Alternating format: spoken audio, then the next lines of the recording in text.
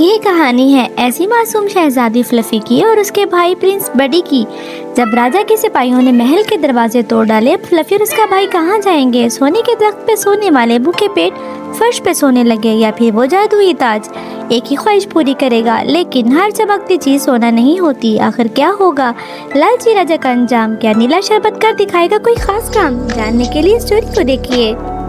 Neverland में सब हंसी खुशी रह रहे थे कि एक लालची राजा ने हमला कर दिया। राजा ने प्रिंसेस फ्लफी और उसके भाई बडी को दूर एक गांव में भेज दिया और तख्त पर कब्जा कर लिया। एक रात प्रिंसेस फ्लफी घास पे लेटे हुए रो रही थी। वो और उसका भाई 2 दिन से भूखे थे कि अचानक एक चमकती हुई परी नमूदार हुई। परी ने उसे एक जादुई ताज दिया कि तुम में से एक विश मांगोगी तो वो फौरन ही पूरी हो जाएगी। प्रिंसेस फ्लफी बहुत अक्लमंद थी।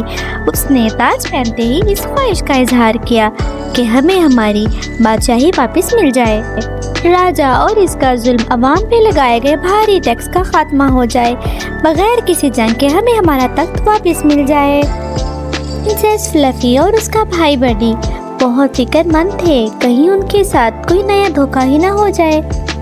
जादुई ताज पहनकर विश मांगना कहीं कोई नया तूफान ही खड़ा न कर दे। क्या प्रिंसेस फ्लफी और उसका भाई प्रिंस बडी तख्त वापस ले पाएंगे या नहीं? जाने के लिए स्टोरी को देखते रहिए। लेकिन जादुई ताज ने एक पल में प्रिंसेस फ्लफी और प्रिंस बडी को रात के पिछले पहर महल में पहुंचा दिया। प्रिंसेस की माँ का आखिरी तोहफा एक नीला शरबत था। मलका ने कहा था इसे बहुत एहतियात से रखना, ये तुम्हारे काम आएगा। प्रिंसेस फ्लफी ने महल की मुलाजमा को वो शरबत सूप में मिलाने को कहा। सुबह वो सूप राजा और उसके फौजियों ने पिया और वो सब गहरी नींद सोने लगे। और उसकी फौज के कहर से नेवरलैंड के सभी बासी बहुत परेशान थे।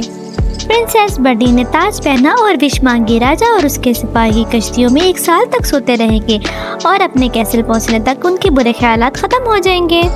ये मुलाजमा ताज लेकर प्रिंसेस के पास जाते हुए विश करती है कि उसकी सैलरी कभी खत्म ना हो और उसके बच्चों की जरूरियात हमेशा पूरी हो। उसकी ख्वाहिश पूरी हो गई। नेवरलैंड इंसाफ के साथ जुल्म के बगैर खुशहाल होता गया। सब हंसी खुशी रहने लगे।